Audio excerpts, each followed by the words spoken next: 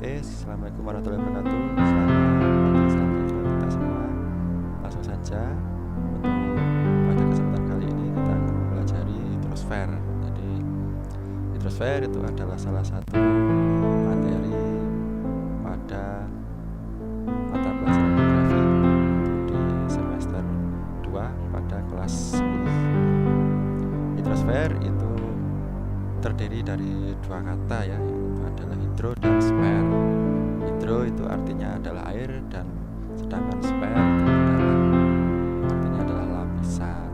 Jadi hidrosfer ini adalah ilmu yang mempelajari tentang seluruh lapisan perairan yang ada di bumi, mulai dari perairan darat, perairan laut, bahkan juga siklus air. Seperti kita tahu, siklus air itu adalah di mana proses terjadinya hujan dan lain-lain seperti itu. Tujuan dari pembelajaran kita pada kali ini pertama adalah siswa mampu mengidentifikasi unsur-unsur utama siklus hidrologi atau siklus air. Yang kedua, siswa mampu mengidentifikasi berbagai jenis perairan darat.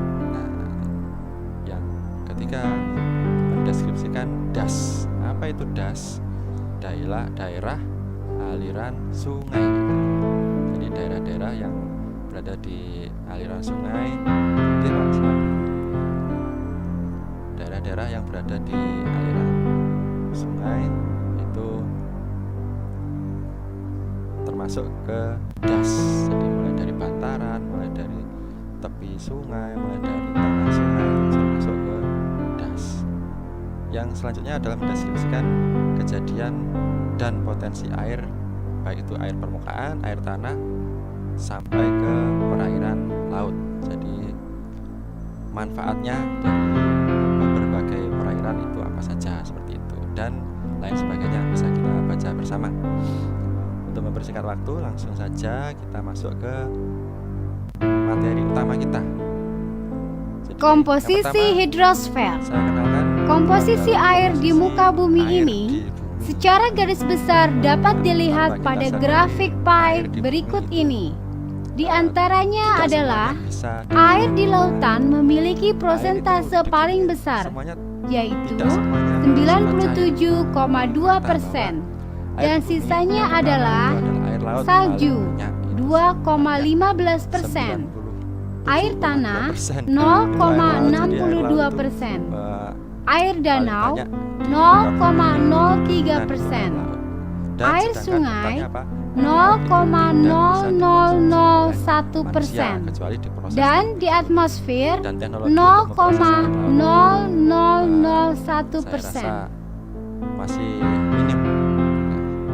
Selanjutnya air darat. Air darat ini air yang bisa kita temui di daratan ya, itu ternyata air darat itu hanya 2,8%. Bayangkan, 2,8% dari seluruh perairan di bumi. Wah, ini ternyata sedikit sekali ya, padahal air darat itu air yang bisa kita pakai sehari-hari, seperti itu. Yang selanjutnya itu adalah air salju, air dalam bentuk salju. Nah, ini unik karena salju itu ya air kan, hanya dia bentuknya tidak cair, dia padat, bisa dipegang. Untuk air salju ada 2,15%. Kemudian ada air tanah 0,62%, air danau, air sungai, dan air yang ada di atmosfer. Salah satunya, kalau kalian nanti ya kayak gimana sih Pak air yang di atmosfer itu? Nah, ya salah satunya yang kemudian kabut itu kan air ya.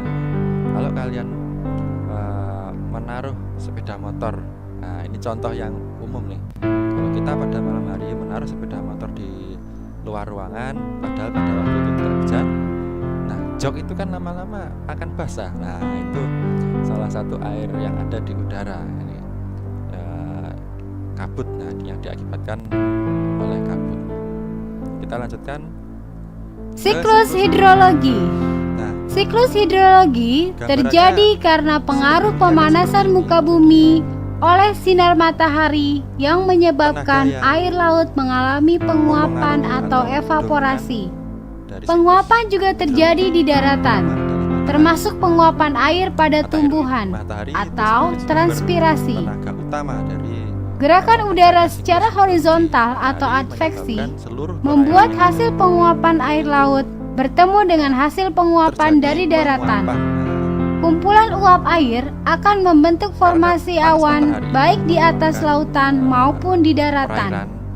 Pada ketinggian tertentu, awan akan mengalami pengembunan atau kondensasi, yaitu perubahan wujud uap air menjadi titik-titik air oleh proses pendinginan.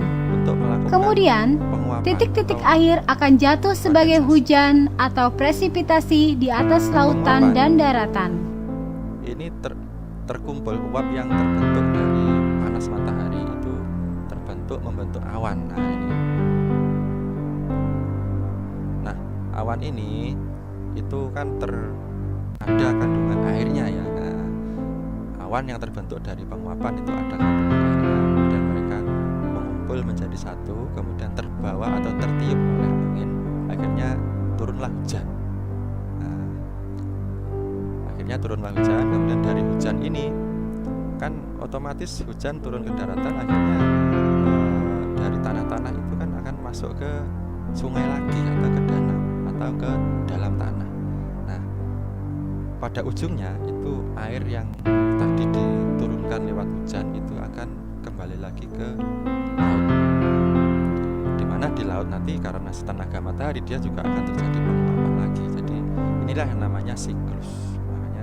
Air yang ada di bumi itu tidak akan pernah habis karena ada siklusnya. Jadi hujan, makanya kalau dulu pertanyaan anak kecil, hujan dari awan itu kok gak habis-habis ya, atau mungkin ada dewa hujannya atau gimana. Nah, itu jadi faktanya hujan yang turun dari langit itu ada siklusnya. Jadi hujan yang turun atau tetesan hujan yang turun ke daratan itu dulunya juga air yang ada di daratan, dia naik karena penguapan, terbawa oleh angin, turun lagi ke daratan. Jadi seperti itu. Kita lanjutkan ke siklus hidrologi. Jadi langsung ke inti materi kita. Siklus hidrologi kurang lebih akan ada 3 seperti ini: siklus pendek, siklus sedang, dan siklus panjang.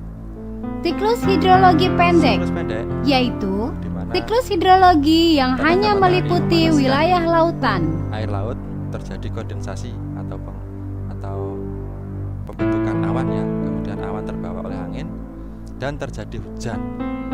Tetapi di siklus pendek ini kunci utamanya adalah hujan terjadi masih di dalam atau masih di wilayah laut. Jadi pemanasan atau penguapan itu berada di air laut, kemudian awan terbawa angin, turun hujan tetapi masih di laut. Itulah kunci dari siklus pendek. Seperti itu. Sama, jadi dia bersiklus lagi. Air yang setelah yang awalnya dia itu diuapkan dan diturunkan lagi di wilayah perairan laut ya, kembali lagi menjadi air laut, dipanaskan lagi. Nah, seperti itu. Kuncinya adalah hujannya terjadi di laut. Nah, itulah kunci dari siklus pendek. Siklus sedang mencakup wilayah daratan dan lautan. Sama, jadi peristiwa evaporasi terjadi di lautan dan daratan. Angin membawa uap air dari lautan ke daratan.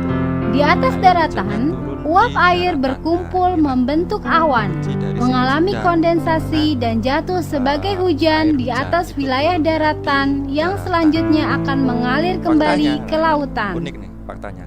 Jadi seluruh hujan yang terjadi, yang kita alami di daratan itu faktanya ternyata dia adalah siklus sedang. Nah, jadi kita kehujanan, kita beraktivitas, kemudian turun hujan, kemudian mungkin hujannya baik itu deras maupun hujan gerimis, itu termasuk ke siklus sedang. Nah, unik, berarti semua hujan yang kita alami selama ini termasuk ke siklus sedang. Jadi sama.